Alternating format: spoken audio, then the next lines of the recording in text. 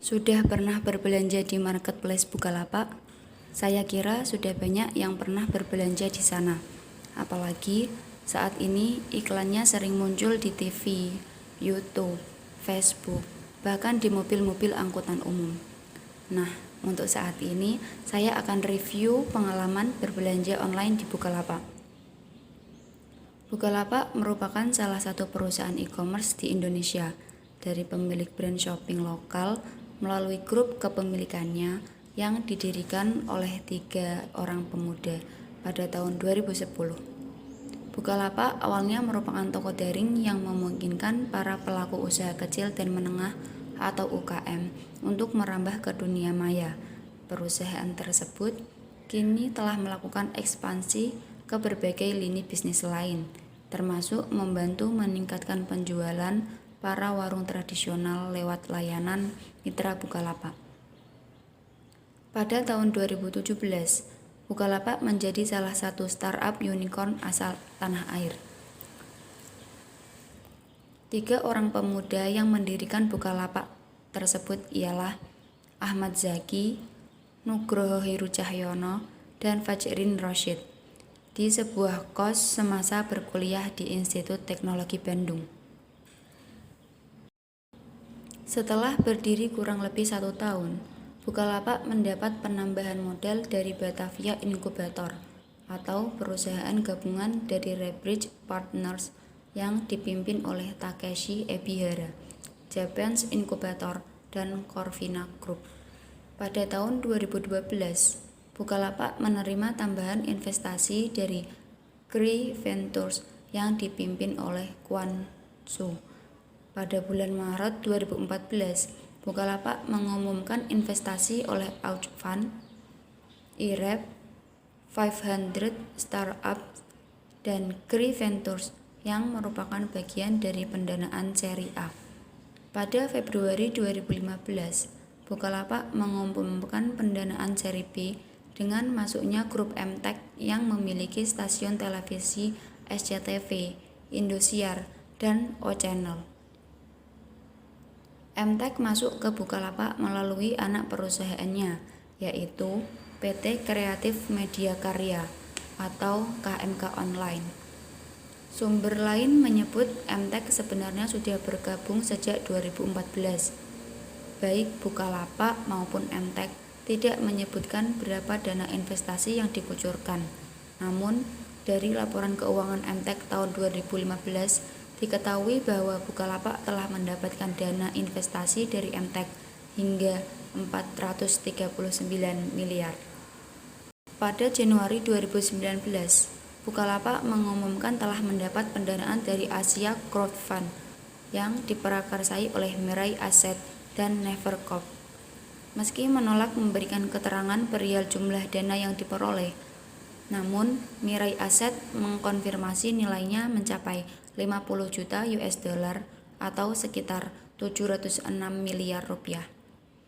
Oktober 2019, Bukalapak mendapat dana dari Shinhan Financial Group Co Ltd dari Korea Selatan dengan nilai yang tidak disebutkan.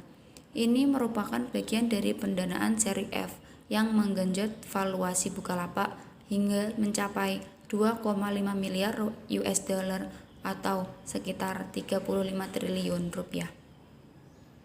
Selain Shinhan GIB, MTech dan sejumlah investor Bukalapak sebelumnya juga mengikuti pendanaan seri F. Dalam laporan perusahaan MTech yang tercatat di Bursa Efek Indonesia tanggal 27 Mei 2019, PT KMK Online memiliki saham 35,17% saham di Bukalapak. Setelah membahas tentang sejarah dari Bukalapak, sekarang kita akan membahas tentang beberapa yang harus diperhatikan dari Bukalapak. Yang pertama adalah tampilan. Saya kira tampilan Bukalapak sudah sangat lengkap dan sudah mewakili dari tujuan situs marketplace tersebut, yaitu untuk jual beli serta pengembangan fitur-fitur terbaru seperti pengisian pulsa, paket data, token, voucher game, dan pengisian saldo buka dompet, Semuanya sudah ada di halaman awal. Selain itu juga, terdapat beberapa fitur menarik terkait produk, seperti promo produk untuk hari ini.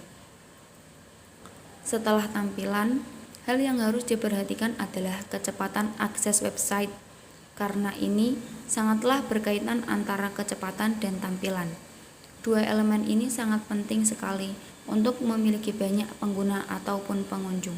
Salah satunya saja ada yang kurang, itu akan berakibat pada penurunan jumlah visitor atau pengguna. Untuk website Bukalapak sendiri lumayan cepat dalam menampilkan seluruh produk. Untuk berbelanja sesuatu, Anda bisa mendaftar akun Bukalapak terlebih dahulu atau bisa langsung berbelanja tanpa mendaftar dengan mengisikan data diri dan alamat secara lengkap. Sangat mudah sekali bukan untuk berbelanja di Bukalapak? Akan tetapi, masih ada beberapa PR yang perlu diselesaikan oleh Bukalapak. Di antaranya, yang pertama adalah jika Anda menjadi penjual, pasti akan merasakan berat atau loading yang sangat lama dalam melihat barang dijual. Hal itu mungkin bisa disebabkan karena banyaknya rincian produk yang ditampilkan. Akan tetapi, hal itu malah membuat website menjadi berat. Untuk yang kedua, tidak ada fitur dropship.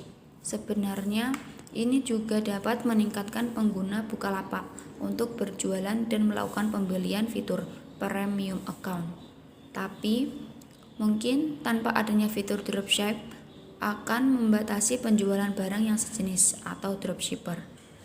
Yang ketiga, tidak ada fitur gratis untuk push atau menempatkan produk di halaman awal berdasarkan kata kunci yang sesuai judul. Fitur ini hanya tersedia berbayar. Yang keempat, hati-hati jika Anda ingin berbelanja tanpa login atau tanpa mendaftar terlebih dahulu. Pastikan email Anda sudah benar, sebab jika penjual menolak pesanan, akan dikirimkan email konfirmasi untuk pencairan dana karena penjual menolaknya. Dan jika Anda lupa alamat email yang tadi Anda gunakan untuk transaksi, maka barang tidak akan datang dan uang pun masih ditahan di Bukalapak. Yang kelima, dalam menanggapi masalah, Bukalapak masih kurang respon. Yang keenam, like dan loading sangat sering terjadi karena aplikasi Bukalapak menggunakan memori RAM yang cukup banyak. Itulah beberapa kekurangan Bukalapak. Namun, jika kita hanya membahas kekurangannya, itu kurang baik karena Bukalapak sendiri juga memiliki banyak kelebihan dan fitur-fitur menarik yang perlu untuk kita ketahui. Berikut akan saya bahas beberapa kelebihan Bukalapak. Yang pertama, akun-akun yang online akan terlihat. Ketika Anda sudah pernah mengirim pesan dengan mereka, tampilannya seperti chat Facebook. Selanjutnya, dapat berbelanja langsung tanpa mempunyai akun Bukalapak. Akan tetapi, hal ini juga memiliki resiko yang sudah saya jelaskan di awal tadi.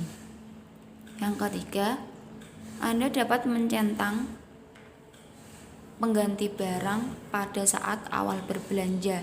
Jadi, jika ada penolakan dari penjual, maka akan dialihkan secara otomatis ke penjual lain.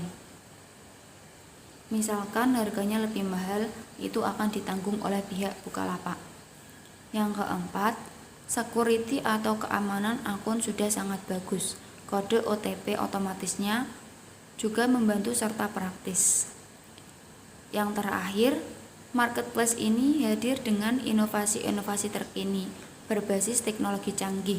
Yang cukup menonjol adalah tampilannya yang baik, dan untuk menambahkan gambar bisa hingga 5 gambar sekaligus dengan sistem drop dan drag.